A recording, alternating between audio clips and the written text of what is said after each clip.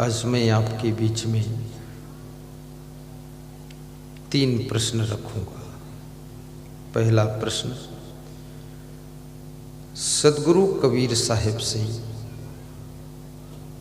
किसी भक्त ने प्रश्न पूछा है कि ये संसार के अंदर सुख है कि नहीं है,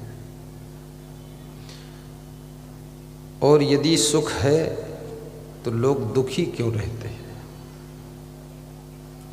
और यदि लोग दुखी रहते हैं तो उनके सुखी होने का उपाय क्या है, और सुख है तो कितना सुख है और कितना दुख है। दुख और सुख के बीच में जिंदगी की सरिता प्रवाहित होती है। ज़्यादातर मैं सभी जीवों को देखता हूँ, दुख भोगते भोगते जिंदगी समाप्त हो जाती है। सुख की आशा में दुख भोगते रहते हैं कि अब सुख मिलेगा, अब सुख मिलेगा, कब सुख मिलेगा, जब सुख मिलेगा तब सुख मिलेगा, लेकिन सुख मिलेगा, चाहे जब मिलेगा पर मिलेगा।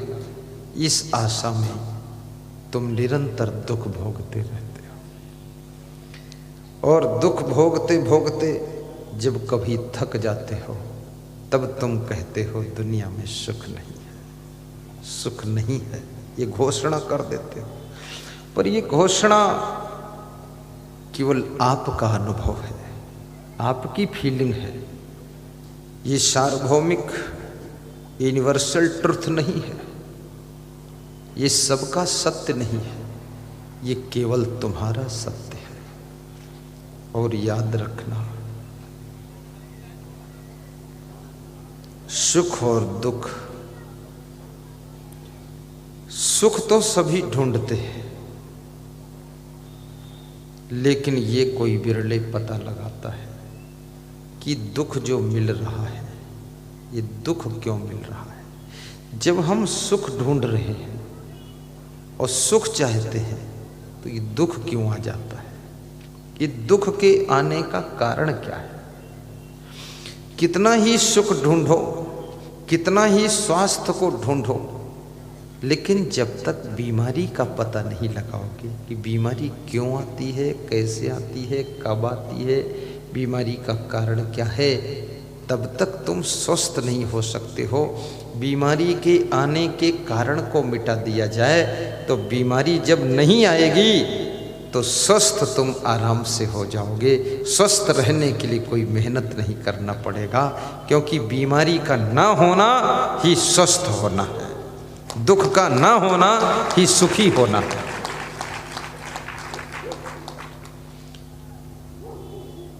सुख की खोज तो करते हो तुम, लेकिन दुख क्यों आ रहा है, दुख कौन भेज रहा है, किस कारण से हम दुखी हो रहे हैं, इसकी भी खोज करो और उस कारण को मिटाओ। कितनी लड़कियां शादी से पहले बहुत खुश थीं, उछलती थीं, कूदती थीं, फुदकती थीं, खेलती थीं, हंसती थीं। शादी होने के बाद बिल्कुल ढेर हो गई है। बहुत टेंशन में है, तनाव में है, चिंता में है। लगता है पूरा हिमालय पहाड़ का लोड लेकर चल रही है। हाँ, बहुत ज़्यादा भारी भरकम। अब ये इतना असमंजस कहाँ से आ गया। फिर विचारक ये भी कहते हैं, उलझने घेर ले सब तरफ से तुम्हें, हौसले से उन्हें आप सुलझाइए, आप सुलझाइए। आपकी उलझन आप ही सुलझाएंगे। दूसरा कौन सुलझाएगा, क्योंकि उलझन आपकी है। दूसरा कैसे सुलझा सकता है? और तुम सुलझाना चाहो तो दूसरा व्यक्ति तुमको थोड़ी मदद कर सकता है। रास्ता कौन बताएगा? बुद्ध कहते थे मैं तो केवल रास्ता बता सकता हूं, लेकिन तुम्हारे लिए रास्ता पर चल नहीं सकता, चलना तुमको पड़ेगा। मार्गदर्शन मैं कर सकता हूं। बुद्ध ने कहा है मार्ग बता देने से मंजिल नहीं मिलती है, उस मार्ग पे चलना पड़ता है। और मार्ग पर जो किलोमीटर गड़े हैं उस किलोमीटर पर लिखा है गुना 80 किलोमीटर। तो किलोमीटर को तुम पकड़ के बैठ जाओ और समझो यही गुना आ गया है। वो गुना नहीं है, वो गुना की दूरी बताने वाला पत्थर है। बुद्ध कहते हैं इसी तरह से मैं सुख शांति और मोक्ष की मंजिल की दूरी बताने वाला, मार्गदर्शन देने वाला बीच का पत्थर हूँ। मुझे पकड़कर मत बैठना, मुझसे दूरी और मार्ग समझ लेना और फिर मंजिल की ओर कदम बढ़ाना, तो सुख शांति और मोक्ष की मंजिल आ जाए।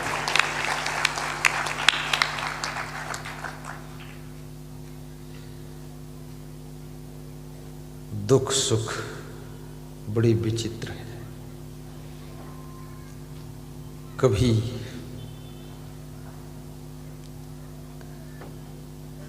आपका धन खो गया, तुम दुखी हो जाते हो। 10 लाख रुपए खो गए, तुम दुखी हो जाते हो। लेकिन याद करना, जब तुम खुशी से अपने मन से किसी प्रोग्राम में 20 लाख खर्च कर देते हो तो तुम प्रसन्न हो जाते हो। 10 लाख खो गए, तुम दुखी हो गए, खिन्न हो गए। और 20 लाख तुमने खर्च कर दिया अपने मन से तो तुम प्रसन्न हो गए। याद रखना, जो कार्य तुम अपने मन से करते हो, अपनी आत्मा से करते हो, उसमें कितना ही खर्च हो जाए तो भी खुश हो जाते हो। और जो कार्य जबरदस्ती कोई कर दे तो तुम दुखी हो जाते हो। धन खोने से भी जिसकी खुशियां न खोएं, पद छूटने से भी जिसकी प्रसन्नता न छूटे, वह व्यक्ति पहुंचा हुआ शख्स होता है। जिसको बाहर का अपमान दुखी न कर सके, जिसको अभिमान प्रभावित न कर सके, सब कुछ होते हुए भी जिसके पास में अभिमान नहीं है, कुछ ना होते हुए भी जिसके पास में निराशा नहीं है, जिसके पास दीनता नहीं है, हीनता नहीं, हीन भाव नहीं, कुछ नहीं है लेकिन फिर भी मन में प्रसन्नता है। सब कुछ है फिर भी मन में प्रसन्नता है। सब कुछ खो गया है फिर भी मन में प्रसन्नता है। बहुत कुछ मिल गया है फिर भी प्रसन्नता है। और सब कुछ मिलने वाला है तो भी प्रसन्नता है, और सब कुछ जाने वाला है तो भी प्रसन्नता है। याद रखना, ये संसार की चीज़ों में उतार चढ़ाव आता रहता है। कभी ये चीज़ें बहुत मिल जाती हैं, कभी चली भी जाती हैं, कभी पुनः आ जाती हैं, कभी ज़्यादा आ जाती हैं, कभी कम हो जाती हैं, लेकिन इसके बीच में तुम तो वही रहते हो। इसलिए तुम्हारे अंदर बदलाव नहीं होना चाहिए, खुशियाँ बराबर रहनी चाहिए। तुमने बहुत अच्छा मकान बनाया है, लेकिन भूकंप ने गिरा दिया 1 मिनट के झटके में। भूकंप ने मकान गिराया है लेकिन तुमको नहीं गिरा पाया है, तो तुम क्यों रो रहे हो? जब मकान गिरा है, मकान नहीं रो रहा है, तुम क्यों रो रहे हो?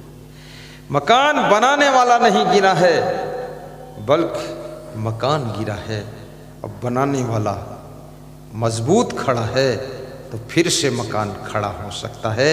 याद रखना, जिस दिन तुम डगमगा जाते हो उस दिन खड़ा हुआ मकान भी डगमगा जाता है, और जिस दिन तुम मजबूत रहते हो उस दिन गिरा हुआ मकान फिर से उठकर खड़ा हो जाता है। इसलिए कहते हैं कि दुनिया में सबसे मनुष्य की मदद करने वाला यदि कोई है तो आत्मबल है, मनोबल है, जिसको संत कबीर ने कहा है, करु बहिया बल आपनी छाण बीरानी आस, जाके आंगन नदिया बहे सो कस मरे पियास। कबीर कहते हैं अपने बल को याद करो, आपन तेज समारो आपे, हनुमान चालीसा की चौपाई। कितने लोग अपने तेज को भी नहीं जानते कि हमारे में कितना तेज है। बुद्धि का तेज, वाणी का तेज, चरित्र का तेज, सत्कर्मों का तेज,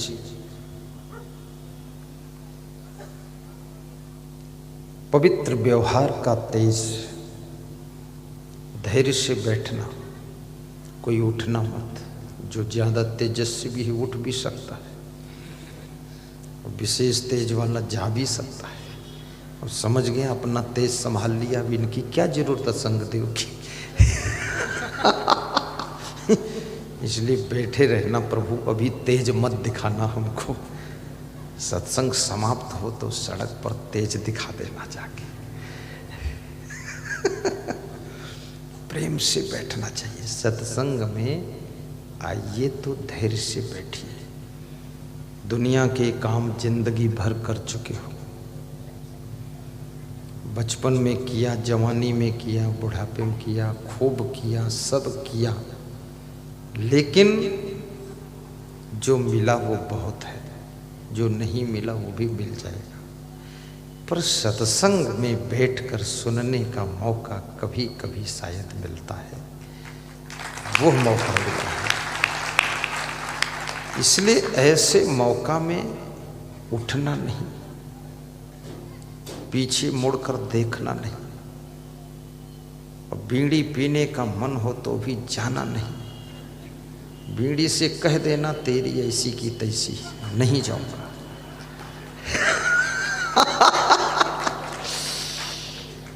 ये 5.5 फीट 6 फीट का लंबा आदमी और 1.5 इंच की बीड़ी क्या ताकत रखती है। 6 फीट के आदमी को धक्का मारकर उठाती है कि उठ नालायक, कहाँ बैठा है, चल आड़ में पी और फिर आकर बैठ। हाँ, ये जो बीच बीच उठकर जाते हैं ये सब बीड़ी के गुलाम, माया के गुलाम, जाने की जरूरत ही नहीं।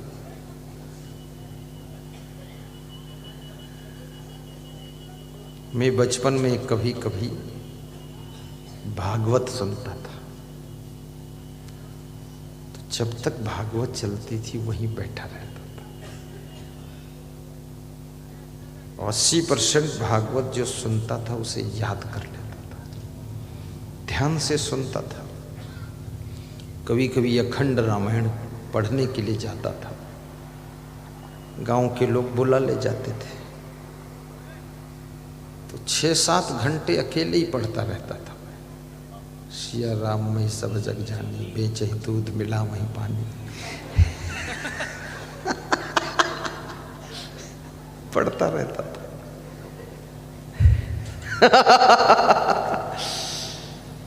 यानी डूब जाओ उसमें, डूब जाओ। एती वेती कुछ मत देखो, शांति से बस बैठे रहो। प्यास लगे तो पानी पीने भी मत जाओ, भूख लगे तो खाने मत जाओ, और ठंडी लगे तो चटाई ओढ़ लो, यहीं बैठो।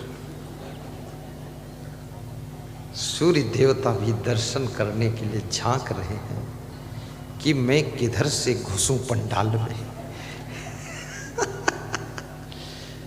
इंद्रदेव अपने बादलों को वापस बुला लिए कि तुम इधर आओ, खाम खा छाया बना रखी है।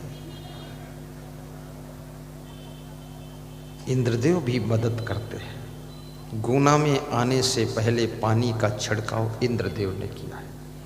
इंद्रदेव समझते थे ये गोनावासी कहाँ कहाँ छिड़केंगे, झंझट फालतू, पूरी एरिया में छिड़का दिया है। और आज प्रवचन था तो इंद्रदेव समझ गए अब मेरी आवश्यकता खत्म है, अपनी सेना वापस बुला ली और सूर्य देवता से कहा कि तुम जाकर दर्शन कर लो, झांक लो, तुम्हारा भी कुछ फायदा होगा। सूर्य देवता दर्शन कर रहे हैं आपका और हमारा भी करेंगे साथ में, और तुम भी आशीर्वाद दो, हम भी आशीर्वाद दें, सूर्य भगवान का भी कुछ कल्याण हो। बहुत दिनों से तप रहे हैं, कुछ वो भी ठंडी पा जाए। सूर्य देवता, ध्यान एकाग्र करना। तो दुख और सुख ये दो विषय बड़े महत्वपूर्ण हैं। और मनुष्य बचपन से लेकर बुढ़ापे तक जो भी कार्य करता है सब सुख के लिए करता है, सुख चाहता है। चाहे विवाह करता है तो सुख के लिए, बच्चों को जन्म देता है सुख के लिए, बिजनेस करता है तो सुख के लिए, सर्विस करता है सुख सुविधा के लिए, राजनीति करता है तो भी सुख सुविधा के लिए। पर याद रखना, सुविधा और सुख में अंतर है। सुविधा का प्रभाव केवल आपके शरीर तक रहता है, लेकिन सुख का प्रभाव आपके मन तक चला जाता है, और शांति का प्रभाव आपके आत्मा तक पहुंच जाता है। इसलिए सुविधा भी चाहिए, क्योंकि आपके पास शरीर है, और सुविधा के लिए आपको धनवान भी होना चाहिए, और धनवान होने के लिए आपको सही डिसीजन लेकर के सही परिश्रम करना चाहिए, ताकि आप धनवान बनो, ताकि आपके पास सुविधा हो सके, ताकि आपके शरीर की व्यवस्था अच्छी तरह चल सके। सुविधा भी चाहिए। सुविधा की निंदा नहीं की जा सकती, सुविधा का खंडन नहीं किया जा सकता, सुविधा की भी जरूरत है। आज जैसे ये मंडप लगा हुआ है, मैं तो करण सिंह भारती से कहा बड़ा सुंदर मंडप लगाया है, तो मुस्कुरा दिए, बोले आपकी कृपा है। मैंने कहा 100 फीट चौड़ा, 250 फीट लंबा और 35 फीट ऊंचा, कमाल है। 100 फीट चौड़ा, 35 फीट ऊंचा और 250 फीट लंबा, और बीच में कोई नहीं खंभा। बहुत बड़ा बहुत बड़ी बात है। ऊंचाई देखो एक बार ऊपर, क्या आनंद आ रहा है। आहा, और सब व्हाइट, और व्हाइट में लाइट, क्या बात है, बहुत सुंदर है। मैं भी देख लेता हूं, आनंद लेता हूं। बहुत सुंदर व्यास गाती, धन्य है गुना, वाह आशीर्वाद है। बड़ी सुंदर व्यवस्था, बहुत सुंदर। शोभा यात्रा में बग्घी थी, घोड़ा खींच रहा था। एक बार भी घोड़ा हिन हिन हिन हिन नहीं बोला, हंसा। क्यों नहीं बोला? वो जानता था कोई महान संत बैठा हुआ है, अब इसको हंसना नहीं चाहिए। नहीं तो शादियों के घोड़े हंसते हैं कई बार, ही। वो क्यों हंसते? वो दूल्हे को हंसते हैं।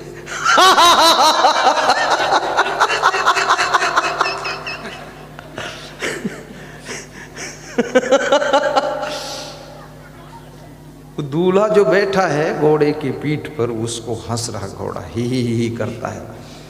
तो दूल्हे ने पूछा तू क्यों हंसता है? बोले मैं इसलिए हंसता हूं कि आज भर तू भी हंस ले, कल से जिंदगी भर तुझे रोना।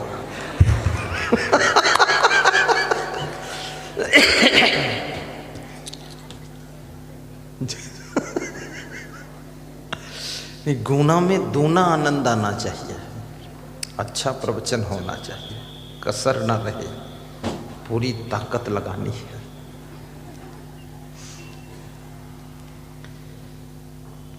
अपन यश कीजे बहु तेरा, बहुत कमुअल फिरल नहीं फेरा।